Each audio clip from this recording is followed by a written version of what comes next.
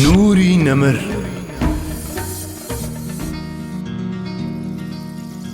خاوەنی قسەی خۆی بوو. تا تەمەنی 40 ساڵی نەکەس دیویەتی و نەکەسیش بیستویەتی حەزرەتی موحەممەد درودی خوای لێبێ قسەیەکی دوور لە ڕاستی بکە. زاتێک کە لە دواییدا بە شەرەفی سەحابی بوون دەگەیشت دەجێڕێتەوە. لە سەردەمی نەفامیدا لەگەڵ پێغەمبەری خوادا ڕێکەوتین کە لە فڵانە جێدا یەکتری ببینی. هەروەکو پێشتری ژاماژەم پێدا جاهیلیەت ناوی ئەو سەردەمە بوو کە ئەوی تیادا دەژیا.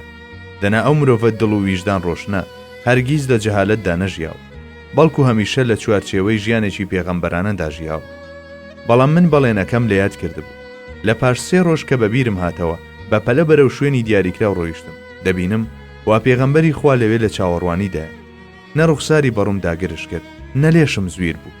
تەنها ئەوەندەی پێوتم: ئەی گەنج، ماندووت کردم، 3 ڕۆژە لێرە چاوەڕوانیت دەکەم.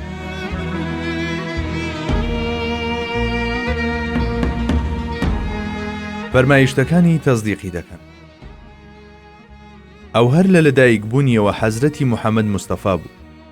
هەر بۆیە لە پاش پێغەمبەرایەتیش چی بووتایە خەڵکی بە دڵ و گیان باوەڕیان پێدەهێنا و پشتڕاستیان دەکردەوە. بەڵێ، سەران سەری گەردوون تەزدیقی دەکرد و لە بەرامبەریدا دەیوت: سەدەقتە یا ڕەسوول الله. ڕاست فەرمووی پێغەمبەری خوا. لە مەشدا مرۆڤەکان تەنها نەبوو، بەڵکو بە زمانی معجیزەکان هەر جۆرە و نوێنەری خۆی دەنارد و وەک بڵێ بەیعەتیان پێدەدا. لێرەدا دەمەوێت کەوانەیەک بکەمەوە و تیشک بخەمە سەر بابەتێک کە بە گرنگی دەزانم. دەربڕینە نورانیەکانی قورئانی پیرۆز و فەرمایشتە بە نرخەکانی سەروەرمان درودی خوای لێبێ لە ڕووی ڕەچاوکردنی پەیوەندی نێوان زات و سیفات و ئەسماوە. دارایی پلەیەکی هێندە بەرزن کە نەفەی لە سوفەکان لە ڕێگەی عەقڵەوە و نە ئەولیاکانیش بە هەنگاوەکانی دڵ و نە ئەسفیاش بەڕەهەندی ڕۆح نەیانتوانیوە و ناشتوانن بگەنە ئاستێکی وەها لە دەرک و دەربڕین. بەڵێ، ئەم ڕۆحە بەرزانە لە دەمی سەرکەوتنیان بە پلەکانی کەماڵدا هەمیشە پێشانیان داوە و پیشانیشی دەدەن کە ئەوان هەر دەڕۆن و دەڕۆن.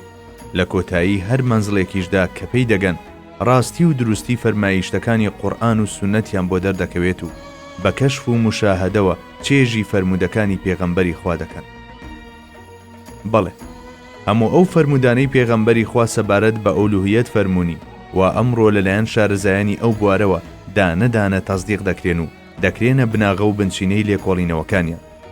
تەنانەت لە باسی خوایەتی و حەشر و زیندووبوونەوە و قەدەردا لە کۆمەڵە مەسەلەیەکی هێندە هەستیار و وردا دواوە لەگەڵ پاراستنی هاوسەنگی نێوانیان کە پێشینەکان و پاشینەکانیش نەکردە سەوەستانن لە پێی پێبردنیان، بەڵکو ئەگەر گریمانەی نەبوونی ئەو فەرمودە نورینانە بکەین ئەوە هیچیان نەیان دەتوانی لەم بوارەدا تاکە وشەیەکیش بڵێن.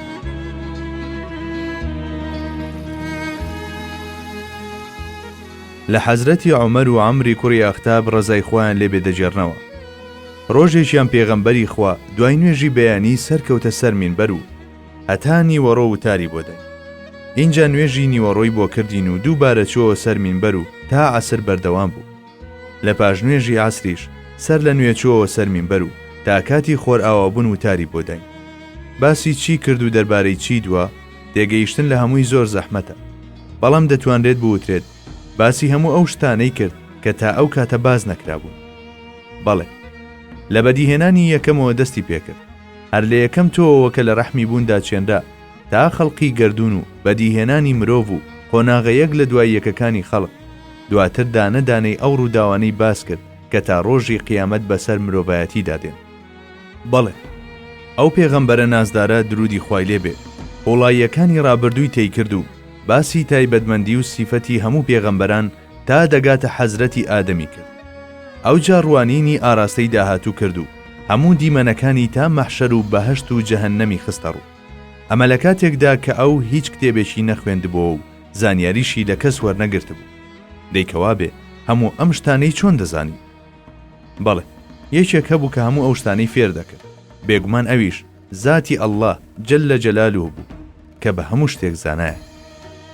ئەو بابەتانەی باسی لێوە دەکردن هەر لە عەرشەوە تا فەرش، لەوێشەوە تا قوڵاییەکانی زەوی، هەر هەمووی لەلایەن گوتاربێژی ئەزەلیەوە فێر دەکرێت. تەنانەت مرۆڤی ئەم سەردەمەش باوەڕی وایە کە ممکن نییە ئەو زانیاریانە بێڕێگەیەکی تر بەدەست بێن. ئەمەش خۆی لە خۆیدا بەڵگەیەکی ترە لەسەر ڕازبێژی ڕەسووڵی ئەکرەم درودی خوای لێبێت.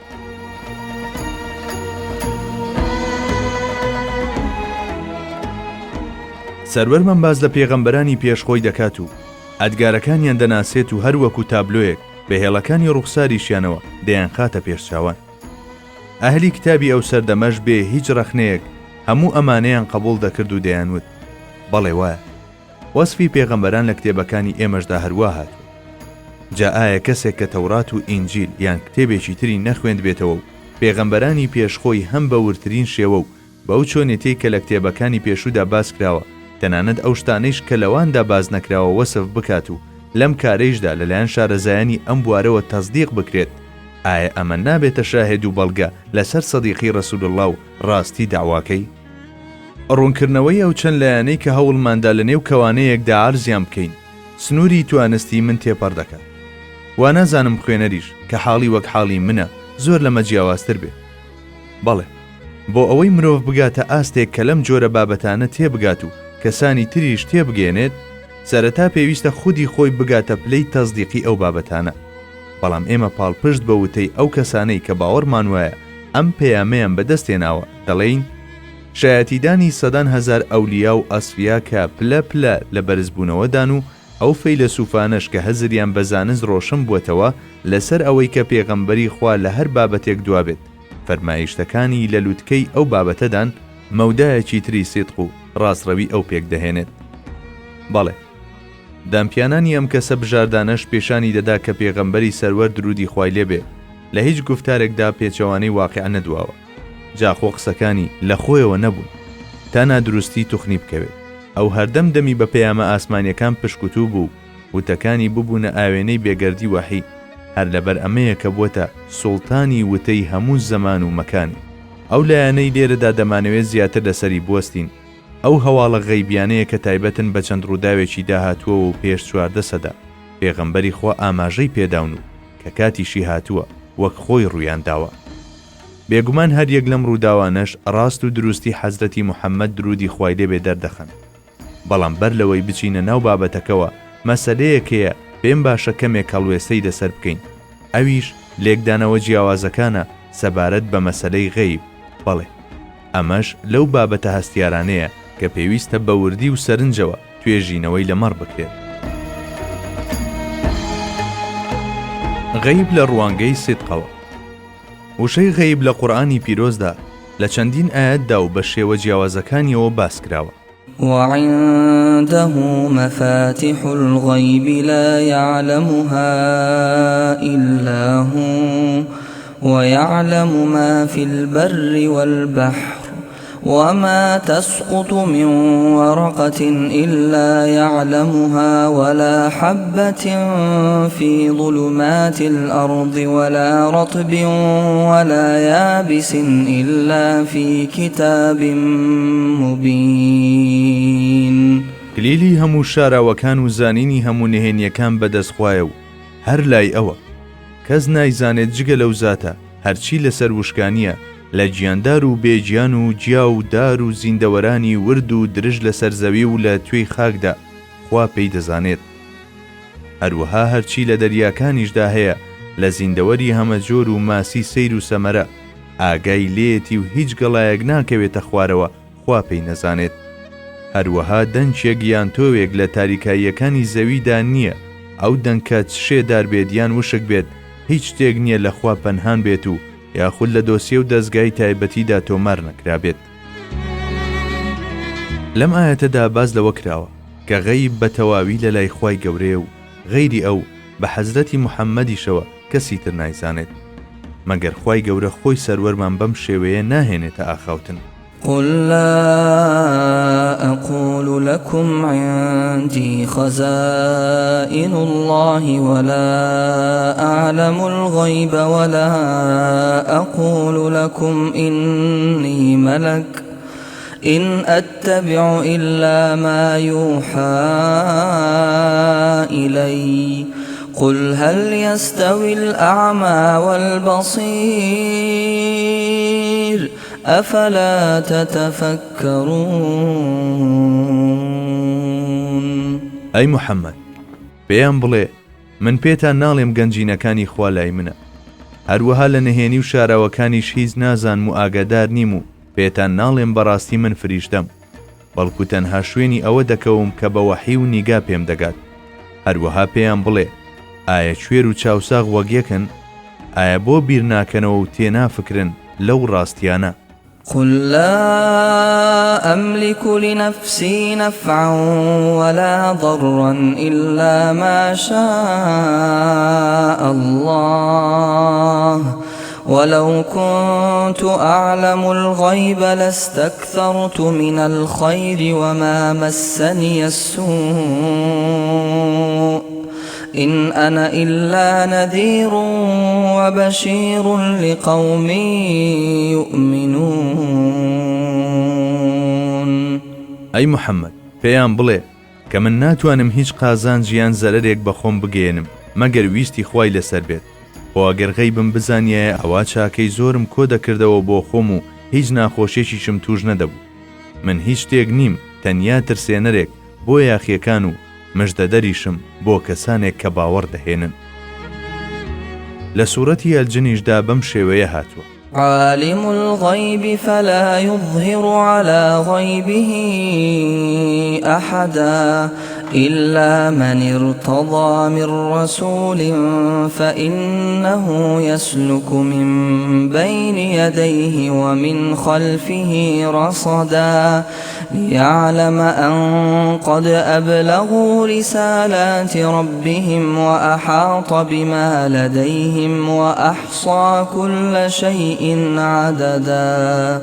ئەو زاتە زانای نهێنی و شاراوەکانە، کەسیش لە نهێنی و شاراوەکانی ئاگادار ناکە مەگەر بۆ پێغەمبەرێک خوا خۆی ڕازی بێت. ئەو کاتە فریشتە دەکاتە پاسەوانی لەبەر و پشتەوە تاخوا چاک بزانێت و ئاگادار بێلەوەی بەڕێک و پێچی پێیان و ڕێنمویی پەروەردیگاریان گەیاندووە، هەرچەندە خوا بە هەموو ئەو شتانەش ئاگادارە کە کردویانە و پێی هەڵساون و هەموو شتێک لای ئەو زاتە بە ژمارە ئامار کراوە. ئێستاش لەژێر ڕۆشنایی ئەم ئاەتەدا دەتوانین شیکارێکی لەم جۆرە بکەین. بانگەشەکردنی ئەوەی کە پێغەمبەری خوا بەڕەهایی غەیبی دەزانی زیادەڕەویە، هەروەک چۆن ئەوەی بوترێت هیچ غەیبی نەدەزانی کورتڕەویە.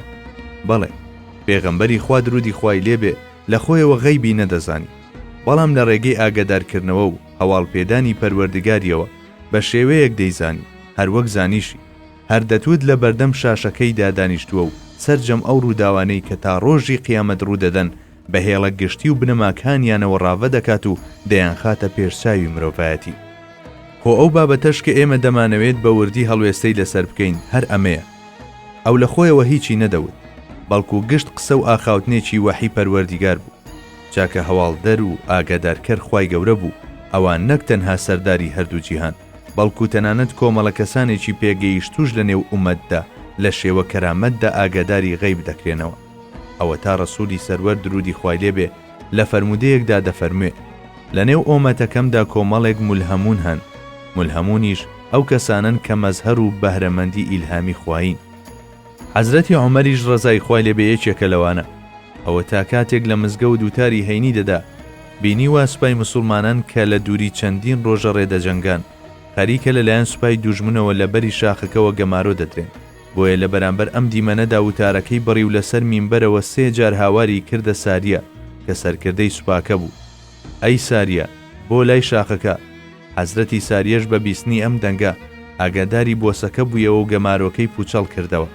لەلایەکی ترەوە چەندین زاتی وەلی وەک محیەدینی عەرەبی و مەولانای جەلادینی ڕۆمی و ئیمامی ڕەبانی و مشتاق ئەفەندی و سەدان ئەولیای تریش چەندین هەواڵیان لە داهاتووداوە و ڕۆژگاریش ڕاستی هەواڵەکانیانی دەرخستووە. هەموو ئەمانەش ڕادەی دڵپەیوەستی ئەو زاتانە بە ڕەسوولی نازدارەوە دووپات دەکەنەوە و ڕای دەگەێنن هەموو ئەو واریداتانەی بەهرەمەندی بوون لە میشکاتی موحەممەدیەوە سەرچاوەی گرتووە.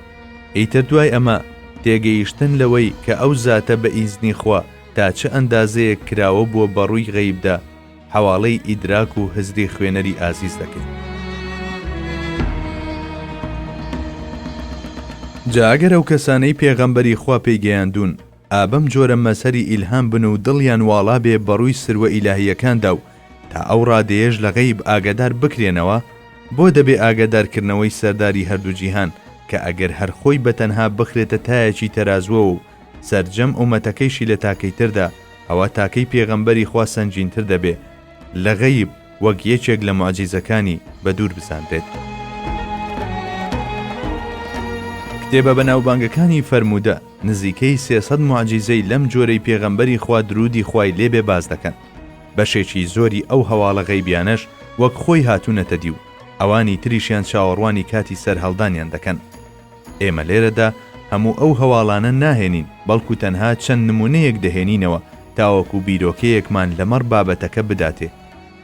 ئەو نمونانەش پۆڵێن دەکەین بۆ 3 کۆمەڵەی سەرەکی. یەکەم، ئەو هەواڵە غەیبیانەی تایبەتن بە سەردەمی خۆیەوە. دووهەم، ئەو فەرمایشتانەی سەبارەت بە داهاتووی دوور و نزیکەوە فەرموونی.